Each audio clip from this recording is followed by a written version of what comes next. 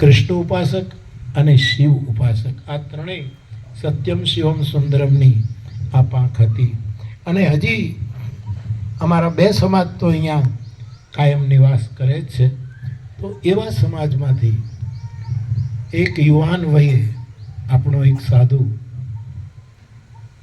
સામાન્ય ઓલામાં જતો રહે એ આપણને પીડા તો થાય જ, પરંતુ એ મઠનો સાધુ હતો. ભલે દશનામ સંન્યાસીઓ એ બધા વિરક્ત સાધુ હોય, પણ અમારા મઠમાં આ ગૃહસ્થ સાધુઓ પણ પોતાની રીતે શિવ ઉપાસના કરનારા, અંદરની વિરક્તિ રાખનારા, અને જ્યારે સમય થાય ત્યારે તો માણસે જવું પડતું હોય છે. આટલી ઉંમરે જાય આપણને ગમે નહીં, પણ એ એમના નિમિત્તે આટલો મોટો સમાજ જ્યારે અહીંયા ભેગો થયો છે, ત્યારે અમારા ગામને આપ મંચ પર બેઠેલા સંતો આશીર્વાદ આપે કે અમારા ગામની શિવ ભક્તિ ખૂબ વધે.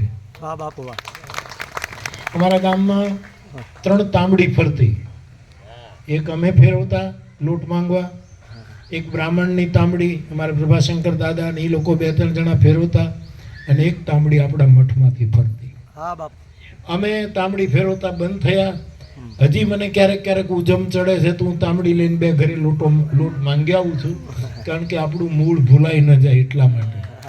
બ્રાહ્મણમાંથી કોઈ હવે તાંબડી ફેરવતું નથી, પણ હજી મઠના આ દશનામ સમાજમાંથી એક બાવાજી છે અમારા બાપુ, એ હજી તાંબડી ફેરવે છે. અને હું એને કહું છું કે આપણું મૂળ તમે એક તો એક પણ પકડી રાખજો.